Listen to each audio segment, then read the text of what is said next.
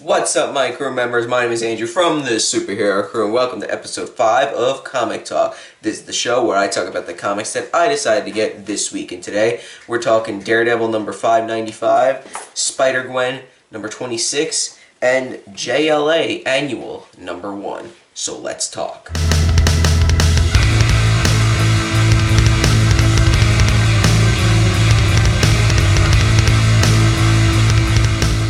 Alright, so let's talk about Daredevil number 595. So in this, Wilson Fisk, the Kingpin, has become mayor of New York City. And obviously, Matt Murdock is not happy about that.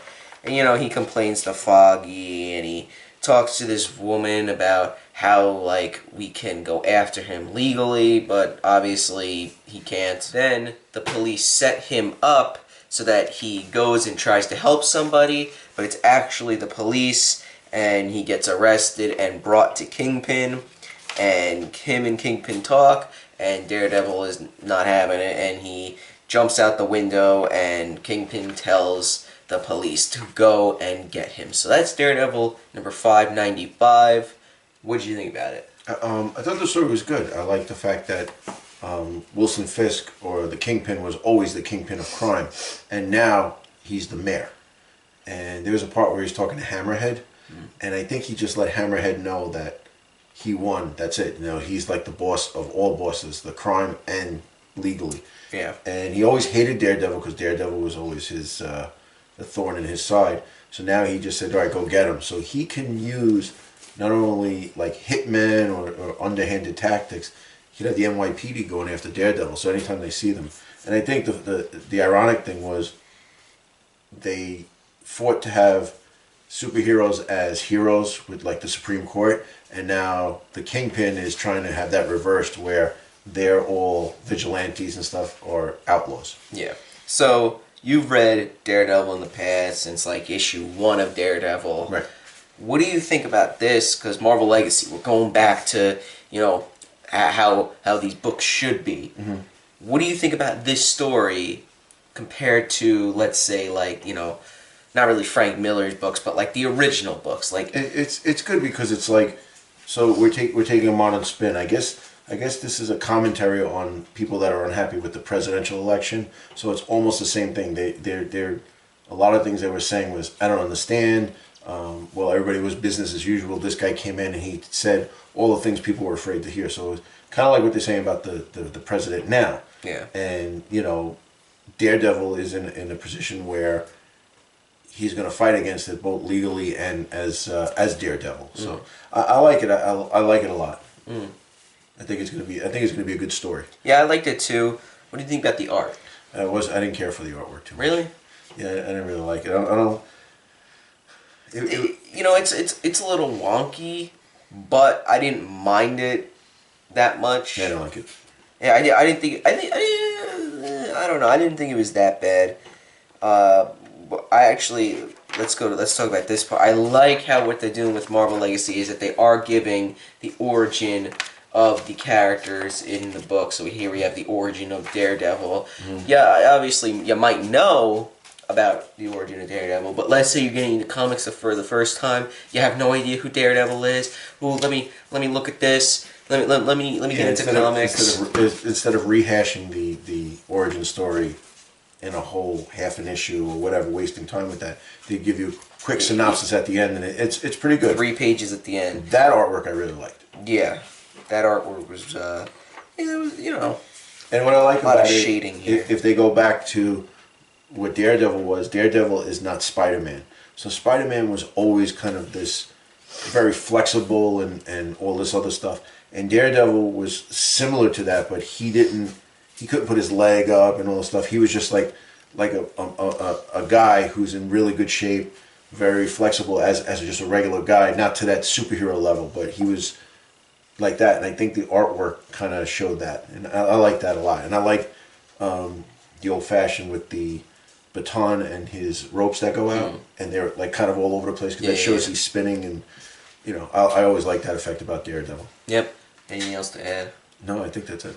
All right, guys. So now I'm gonna go on to Spider-Gwen number 26. So in this, Spider-Gwen has the Venom symbiote, or, you know, Gwenom has the symbiote, and she goes after the Bodega Bandit like usual. They have their little, you know, funny little thingy that they have almost every issue.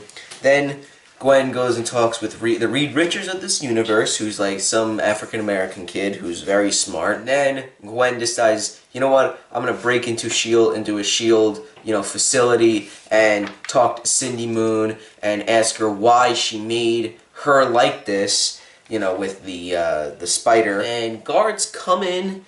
Obviously, Spider-Gwen beats them. And then Mary Jane and the two other girls that are a part of the Mary Jane's band are talking about how we can find Gwen. And then we see May and Ben Parker, and they show up at their doorstep, and one of the Mary Jane people texts someone, and then we find out later who that is. And then while Spider-Gwen is in the SHIELD facility, she runs into Felicia Hardy. It's like, I'll get you out of here. And she's like, no. And Reed Richards is all, there's like a Stargate that opens up. He's like, come on, no, come through, come on, I can't hold it for much longer. Then we cut to a SHIELD helicarrier with the Falcon of this universe. The Falcon of this universe, it's weird. He's some kind of kid, and that's who the Mary Janer person texted, and basically Falcon texts someone else to find some help to find Spider-Gwen and fix all that whole problem, and he texts Captain America, and she is going to find Spider-Gwen and figure out what to do with that. So that's Spider-Gwen number 26. Thought it was pretty good. I'm liking Spider-Gwen. I'm liking the Gwenom story arc that's going on with her and the symbiote, and I cannot wait to see more Captain America because I miss her. I thought she was really cool from the beginning of this of the whole series, and I'm really interested to see what's going to happen with her and how she's going to fix Spider-Gwen, if she even does, and get that symbiote off her. So that was Spider-Gwen number 26. Let's move on to JLA Annual number 1. So Lobo basically asked Black Canary, can you come into space with me because there is someone that is killing space dolphins, and he really likes dolphins, Lobo. He says they are basically the most pure creatures in the universe. So Lobo and Black Canary go to the space dolphins planet, and they find out that there is another one of Lobo's species, even though he killed them all on his planet, and he actually survived because he went to a off-world boarding school that his parents sent him to, and now he is killing space dolphins to basically flush Lobo out. And then Lobo says, oh no, Black Canary will beat the crap out of you. And she's like, what?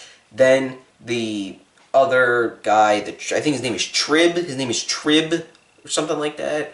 And Black Canary and Trib have a fight, and Black Canary screeches, does her canary cry, and it makes his hand fly off, and his face melts, and there's just a skeleton, but it starts healing. And then Lobo gets the space dolphins, and they beat up Trib, and Lobo rips Trib apart, and the dolphins eat him, and they say, oh yeah, his regenerating cells will help space dolphins for generations to come. And then Lobo and Black Canary presumably leave the planet. So that was JLA Annual number 1.